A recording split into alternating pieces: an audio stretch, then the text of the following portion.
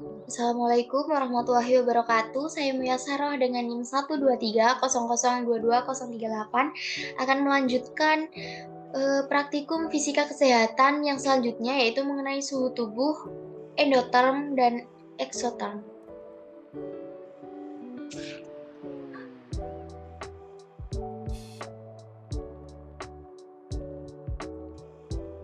Nah, yang pertama suhu endoterm.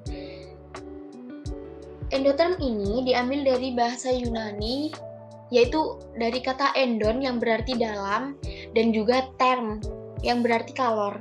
Dengan kata lain, reaksi endoterm berarti sebuah reaksi di mana kalor yang berasal dari lingkungan masuk ke dalam sistem.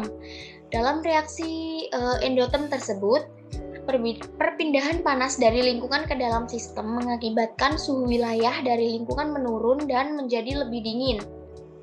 Karena reaksi endoterm ini menyerap energi, maka dapat menyebabkan energi dari sistem semakin bertambah. Karena itu, entalpinya juga bertambah. Sehingga perubahan mempunyai tanda yang positif. Salah satu contoh reaksi endoterm dalam kehidupan sehari-hari yaitu peristiwa fotosintesis. Nah, dalam peristiwa fotosintesis ini, pepohonan menyerap kalor yang berasal dari matahari yang kemudian menaikkan entalpi reaksinya. Nah, reaksi endoterm ini membutuhkan kalor yang untuk diserap. Lalu tingkatan suhu lingkungan lebih rendah dari suhu sistem. Lalu yang ketiga, posisi kalor berpindah dari lingkungan ke sistem dan adanya penurunan suhu. Nah, reaksi endoterm sendiri merupakan reaksi kimia yang terjadi di mana sistem menyerap panas. Maka proses tersebut disebut reaksi endoterm. Ditunjukkan dengan keadaan sistem yang lebih dingin. Reaksi endoterm adalah reaksi yang disertai dengan penyerapan kalor atau panas dari lingkungan.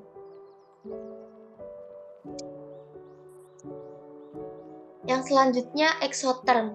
Nah, apa sih reaksi eksoterm ini?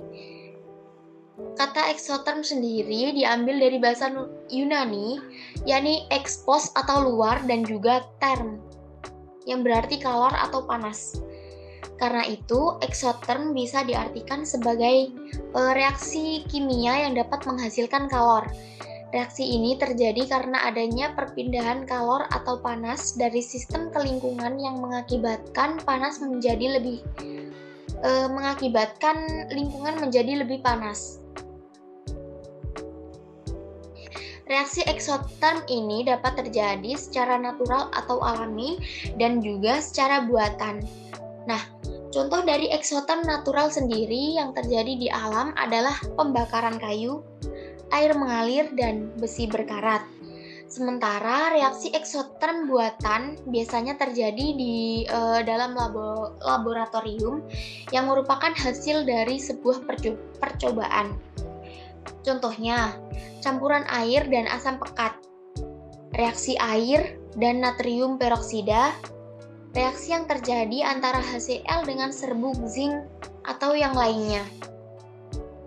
Nah, reaksi eksoterm ini yang pertama adanya pembebasan kalor.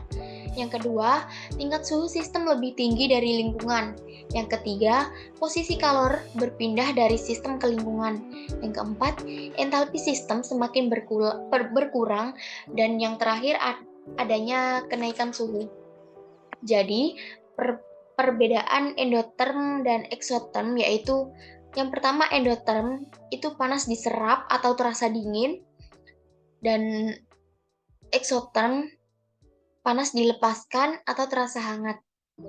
Reaksi endoterm dan eksoterm ini adalah reaksi kimia yang masing-masing menyerap dan melepaskan panas. Yang selanjutnya terdapat studi kasus. Nah, pengukuran suhu tubuh ini menggunakan termometer dengan ketentuan terdapat 6 waktu.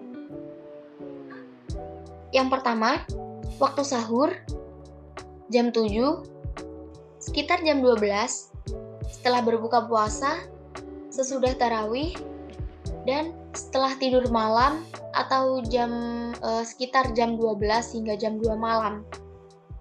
Yang pertama, waktu sahur didapati suhu tubuh 35,0. Mengapa? Karena waktu sahur ini kita belum melakukan aktivitas apapun dan lingkungan juga terasa dingin ya biasanya waktu pagi itu. Lalu yang jam 7, 35,7 derajat Celcius. Nah,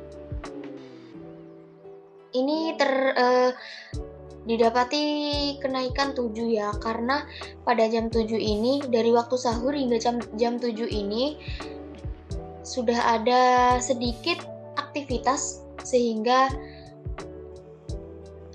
memicu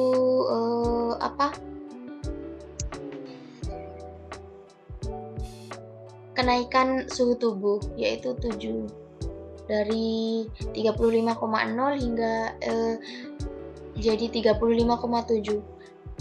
Dan pada saat lalu yang selanjutnya sekitar jam 12. Nah, sekitar jam 12 ini 37,0. Mengapa? Karena sekitar jam 12 itu otomatis kita dari jam 7 hingga sekitar jam 12 ini sudah melakukan banyak aktivitas sehingga tubuh itu mengalami kenaikan suhu yang 37 ini sudah termasuk agak hangat ya. Lingkungan juga jika tidak mendung kan sekitar jam 12 ini udara terasa agak panas. Lalu yang selanjutnya setelah berbuka puasa. Setelah berbuka puasa ini 36,7.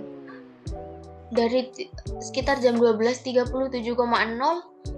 Kenapa kok bisa turun jadi 37,0? Karena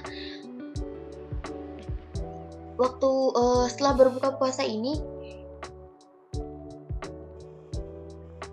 sebelum berbuka puasa kan otomatis sudah melakukan istirahat, belum tidak melakukan aktivitas yang berat-berat, jadi terjadi penurunan suhu tubuh. Lalu yang selanjutnya sesudah tarawih. Sesudah tarawih 36,0. Nah, ini juga turun lagi. Pada saat pengukuran ini suhu itu terasa agak dingin, jadi suhu tubuh 35,0. Lalu yang terakhir setelah tidur malam atau jam 12 hingga jam 12 hingga jam 2 malam. Seperti waktu sahur, tetapi ini ada kenaikan 1 ya, 35,1. Setelah tidur malam ini belum melakukan aktivitas apapun, jadi suhu tubuh belum mengalami kenaikan. Baik, terima kasih penjelasan dari saya. Kurang lebihnya saya mohon maaf. Wassalamualaikum warahmatullahi wabarakatuh.